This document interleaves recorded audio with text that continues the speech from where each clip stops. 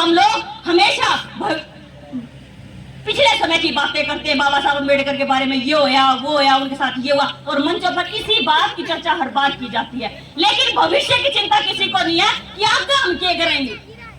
आगे की चिंता करने की जरूरत है, वरना हम इसी तरीके से हर बार पिछड़ते चले जाएंगे।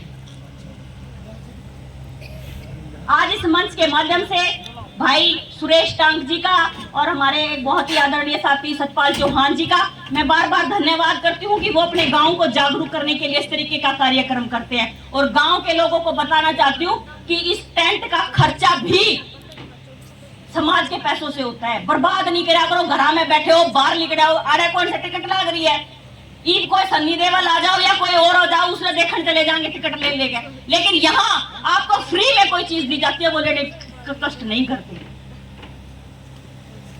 चोरी केवल एक यही है कि अगर समाज का कोई एक भाई सुरेश टांक जैसा अगर अग्रणीय आगे बढ़ने लग जाए तो उसके पैरों पे चिपटने के लिए 1000 लोग पहले से तैयार हैं। हम दूसरों को देख के ये कह देते हैं, अरे बहुत इसका तो समाज इसकी गला लग रहा है, मारे में क्या कमी है, नु बताओ, मारे में कोई कमी है क्या? कुछ गलती कर रहे हो तो बता दो, गलती इंसान से होती है, भाई गलती होगी। राजनीतिक स्तर पर आज आप लोगों को इतना ही कहना चाहती हूँ, समाज की संख्या बहुत ज्यादा है। पूरे हरियाणा में 80 लाख से ज्यादा वोटर एससी समाज के हैं, और सिर्फ एससी, बहुजन नहीं, एससी 80 लाख से ज्यादा वोट। और दुष्यंत चौटाला 5 लाख वोट लेकर उप मुख्यमंत्री बढ़ गया। और मैं आपको कह रही हूं, अगर 80 लाख में से हम लोग 10% लोगों को भी अगर जोड़ पाए तो अगला मुख्यमंत्री हमारा होगा, इस बात को आप लिख लीजिए। लेकिन मेरी आप लोगों से ये रिक्वेस्ट है कि केवल भाषण को सुनकर तालियां ना बजाएं, उसको समझकर तालियां बजाएं। दूसरी, आप लोगों ने ये भी सुना होगा, सुरेश टांक जी कहां चले गए?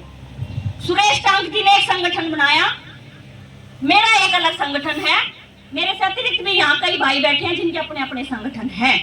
हम लोग एक दूसरे के संगठनों का विरोध करते हैं। हमेशा ये बात आपने मंचों पे सुनी होगी कि सब अपने अपने संगठन बना रखे हैं, सब अपनी अपनी राजनीति करें।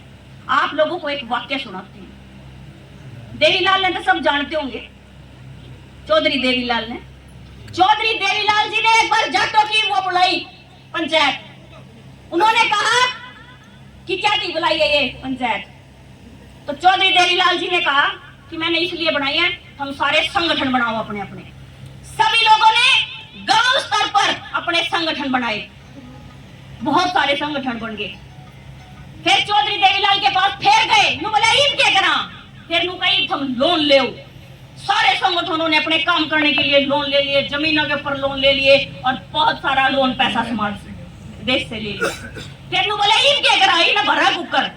फिर चौधरी देवीलाल जी ने ये कहा कि सरकार बनाओ, और चौधरी देवीलाल जी मुख्यमंत्री बन गए। और फिर नु बोला तुमने तो मुख्यमंत्री भी बना दिया, इन क्या करा? बोला इन मैं करूंगा, सैन मारा कैंसल, सारे लोन माफ वो नहीं होते।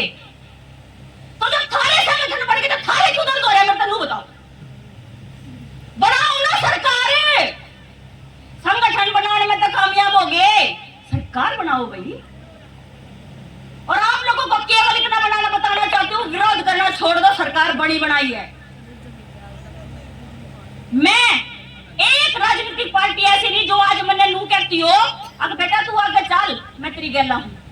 आप लोगों ने इसी तरीके के मंच हजारों बार सजाए होंगे, हजारों बार, एमएलए के, एमपी के, सरपंच के, और भी बहुत सारे छोटे मोटे जो हैं वो भी।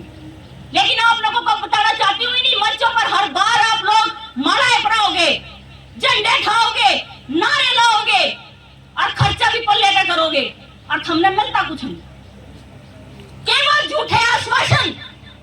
और वो झूठे आश्वासन इसलिए अब पकाना बहुत आसान है, बड़ी बरादरी है ना, पकानी बहुत आसान है। हमें हमेशा यह बताया जाता है कि हम तुम्हारा उत्थान करेंगे, इसी तरीके के राजनीतिक मंचों से, और नू आंगली फिरा कर नू बतावेंगे हम दलित समाज के साथ हैं। आंगली फिरा के नू कते घुमा के नू बतावेंगे हम दलित समाज के साथ हैं। लेकिन मैंने वो एक आदमी ये बताओ जिसने अपने बच्चों को, अपने बेटे को, बेटी को ये कहा हो कि तू दलित का पैदा हो रही है, मेरे बाप ने मेरे तक कदे नू नहीं कही है, अब तू दलित के पैदा हो रही है।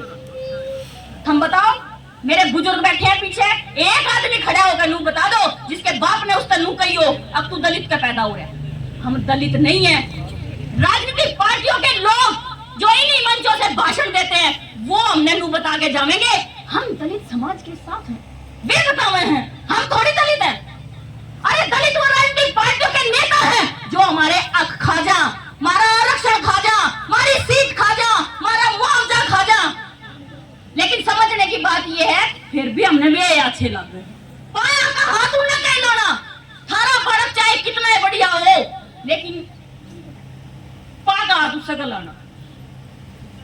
बाबा साहब भीमराव अंबेडकर ने कहा था कि शिक्षा वो प्राप्त करनी है जिससे मेरा मतलब आपका और मेरे समाज का मतलब मेरे से संबंधित जितने भी लोग हैं उनका, और मेरे देश का मतलब जहां मेरा घर और मेरे समाज का घर हो तो मेरे देश का नाम।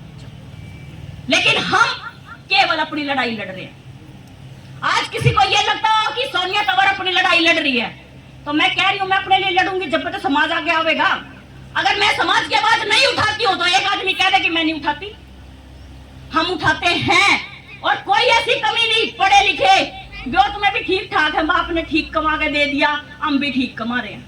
गर्व करो अपने माँ बाप पे जिन्होंने तुम्हें यहाँ पहुंचा दिया और गर्व करो इस पे जिसने सब क्या का इलाज धरते दे दिया। विशेष अधिकारों के साथ तुम लोगों ने इस भारत देश में जन्म लिया लेकिन उसके बावजूद भी हम नीचे हैं क्योंकि कोई आकर ये कह दे हम दलित है, हम मानेंगे हम दलित है, हम तो नहीं मानते। कह के दिखाओ। लोग हमें हमेशा फोन करके ये कहते हैं कि मैडम फलाना आदमी नू कहा था डेढ़ा ना हमारा नू कर दिया, फिर नेता फोन करके नू कहेंगे अब मैडम वो आदमी मैंने डेढ़ कहा था। मगर डेढ़ का मतलब क्या है? मगर पता डेढ़ का मतलब क्या है? मगर डेढ़ का मतलब हमें के कौन सी डिक्शनरी में रख रहा है हमें डेढ़ का मतलब? लेकिन हम लोगों ने मानसिकता बना ली मारते गई है। हम नहीं मानते अपने ने कहता होगा पर दवा मिल जाके ना। वो लोग छोटी छोटी लड़ाई नहीं लड़ते, सीधी राजनीतिक स्तर पर लड़ाई।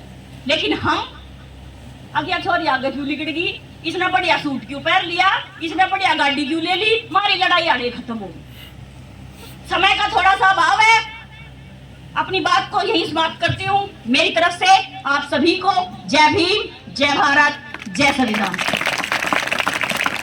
मेरे साथ एक नारा लगाइएगा, जय जय जय जय भीम, जय भीम, जय भीम, जय जय जय जय भीम।